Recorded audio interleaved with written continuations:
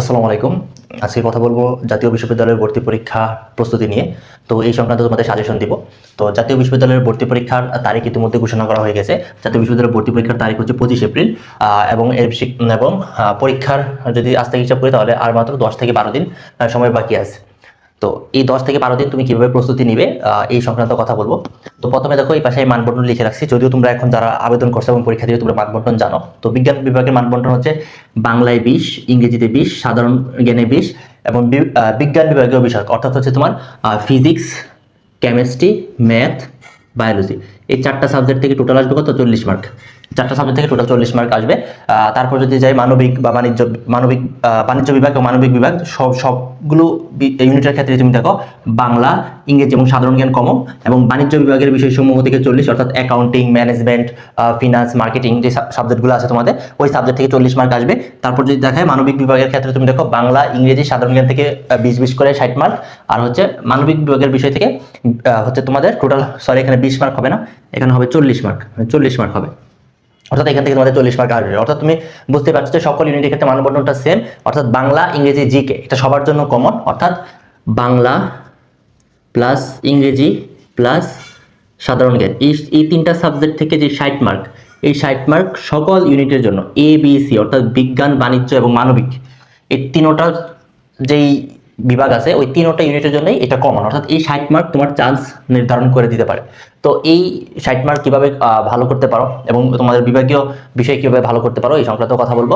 তো সর্বপ্রথম আসি বিজ্ঞান বিভাগের শিক্ষার্থীদের জন্য। বিজ্ঞান বিভাগের শিক্ষার্থী যারা আছো তোমাদের সবচেয়ে বড় কমন সমস্যার জায়গা সেটা হচ্ছে তোমরা এতদিন যতগুলো বিশ্ববিদ্যালয়ে পরীক্ষা দিছো এই সকল বিশ্ববিদ্যালয়ে যখন পরীক্ষা দেওয়ার পর তোমাদের যে মানবন্টন থাকে সেখানে সাধারণত জিকে, বাংলা, ইংরেজি এগুলো থাকে না। এগুলো যদিও থাকে তাহলে এগুলো অপশনাল হিসেবে থাকে, শুধু গ্রুপের যে সাবজেক্টগুলো থাকে ওই সাবজেক্টগুলোতে পরীক্ষা হয়। কিন্তু ন্যাশনাল ইউনিভার্সিটিতে পরীক্ষা দিতে গেলে তোমার এগুলো স্কিপ করার কোনো সুযোগ নেই, এগুলো মাস্ট বি তোমাকে আনসার করে আসতে হবে। এবং তুমি যদি ভাবো যে আমি জিকের 20 মার্ক বাদ দিয়ে প্রিপারেশন নিব, তাহলে তুমি ভালো একটা কলেজে চান্স পাবা না। কেননা বাংলাদেশের যে জাতীয় বিশ্ববিদ্যালয়ের অধীনস্থ কলেজগুলোর মধ্যে যেগুলো ভালো মানের কলেজ আছে, যেমন রাজশাহী কলেজ বা আরও যে কলেজগুলো আছে অর্থাৎ বিভাগীয় শহর এবং তোমার জেলা শহরে যে কলেজগুলো আছে ওইগুলোতে যদি তুমি চান্স পেতে চাও তাহলে অবশ্যই তোমাকে 65+ এবং একদম টপ কলেজ রাজশাহী কলেজের মতন কলেজের চান্স পেতে হলে 75 থেকে 80+ মার্ক তোমাকে পেতে হয়। তো নর্মাল কলেজগুলো যেগুলো আছে ওইগুলোতে যদি তুমি 40+ পাও একদম নর্মাল কলেজগুলোতে, আর মিড রেঞ্জের কলেজগুলোতে তোমাকে 55+ মার্ক এনশিওর করতে হয়। এবং জাতীয় বিশ্ববিদ্যালয়ের ভর্তি পরীক্ষায় পাস মার্ক হচ্ছে তোমার 35। তো এখন তোমার ডিসাইড করতে হবে যে তুমি কিভাবে প্রিপারেশনটা নিবা। তো সর্বপ্রথম যদি আমি বাংলার জন্য বলি, এগুলো হচ্ছে তোমার সবার জন্য। বাংলার জন্য কি করবা? বাংলার যে কোশ্চেন আছে, তুমি যদি জাতীয় বিশ্ববিদ্যালয়ের কোশ্চেন দেখো, সর্বপ্রথম তুমি হচ্ছে কোশ্চেন ব্যাংকটা পড়বা, অর্থাৎ কোশ্চেন ব্যাংকটা অ্যানালাইসিস করবা বাংলার জন্য। কোশ্চেন ব্যাংকটা পড়বা, তারপর দেখবো কিছু বই বের হয় শেষ মুহূর্তে, যে মানে এখন তো তুমি বিস্তারিত পড়তে পারবে না, সময় খুবই কম, 10-12 দিন। এখন জাস্ট হাইলাইট আকারে পড়তে হবে। কিরকম হাইলাইট আকারে পড়বা? যে বাংলা হাইলাইট এরকম যে বইগুলো আছে ওই বইগুলো পড়তে পারো। বাংলা, ইংলিশের জন্য কোশ্চেন ব্যাংক সলভ করবা, অ্যানিউ কোশ্চেন ব্যাংক সলভ করবা, এবং হাইলাইট বই যে কোনো পাবলিকেশনের হাইলাইট বুক অর্থাৎ হচ্ছে যেগুলোতে তোমার শেষ মুহূর্তে রিভিশনের মতন করে দেওয়া থাকে, কোনো ডিটেলস আলোচনা করা নাই, একটা ছোট্ট আকারে টপিক দেওয়া আছে। আসপেক্ট সিরিজের বইগুলো দেখতে পারো, যেগুলোতে শেষের দিকে তোমাদের রিভিশন আকারে দেওয়া থাকে, ওই বইটা দেখতে পারো। তারপর আসি হচ্ছে তোমাদের জিকের প্রিপারেশনটা নিয়ে। জিকেতে কিভাবে প্রিপারেশন নিবা? তো জিকের যে প্রিপারেশন আছে ওই জিকের প্রিপারেশনের জন্য তুমি সাম্প্রতিক পড়বা, অর্থাৎ সাম্প্রতিক যে ক্যাপসুলগুলো আছে, সাম্প্রতিক যে ঘটনাগুলো ঘটছে বাংলাদেশের মধ্যে ওই ঘটনাগুলো একটু খেয়াল করবা। যেমন হচ্ছে তোমাদের বর্তমানে জ্বালানি সংকট, তারপর হচ্ছে ওই যে যুদ্ধ চলতেছে, ওই বিশ্বের মধ্যে যে কি ক্রাইসিসগুলো চলতেছে এগুলো একটু দেখবা।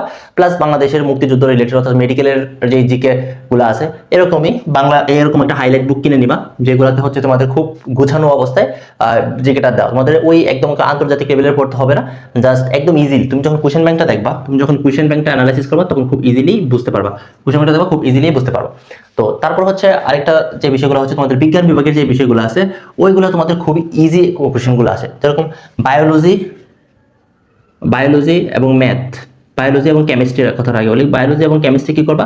মেন বুক রিডিং দিবা, জাস্ট মেন বুক রিডিং দিবা এবং অনুশীলনী এমসিকিউ সলভ করবা। এগুলো থেকে দেখবা সরাসরি চলে আসে, বোর্ডের মতন কোশ্চেন আসে, একদম ইজি কোশ্চেন আসে। তারপর যদি বলি তোমাদের ম্যাথ প্লাস ফিজিক্স এগুলো একটু প্র্যাকটিস করতে হবে।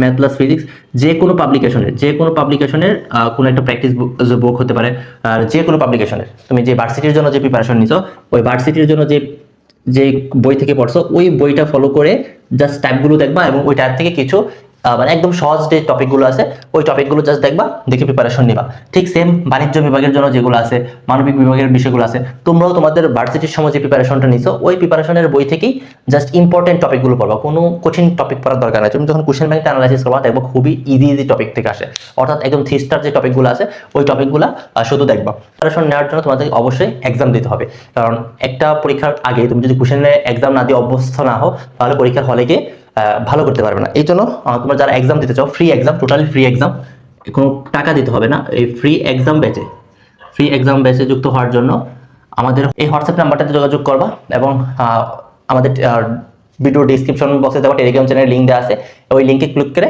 যুক্ত হয়ে যাবা আমাদের টেলিগ্রাম চ্যানেলে। ওইখানে তোমাদের ন্যাশনাল ইউনিভার্সিটি স্ট্যান্ডার্ড ফ্রি এক্সামগুলো নেওয়া হবে, ওইখান থেকে তোমরা ফ্রি এক্সামগুলো দিতে পারবে। পাশাপাশি তোমাদের এখানে তো আমি জাস্ট সামারি দেখালাম যে কোন বিষয়টা কিভাবে পড়বে, তো বিস্তারিত তোমাদের সাজেশনগুলো পাওয়ার জন্য অবশ্যই আমাদের চ্যানেলটা সাবস্ক্রাইব করে রাখবে, এবং বিস্তারিত সাজেশন খুব শীঘ্রই আপলোড করে দেওয়া হবে 1-2 দিনের মধ্যে। ধন্যবাদ সবাইকে সম্পূর্ণ ভিডিও দেখার জন্য।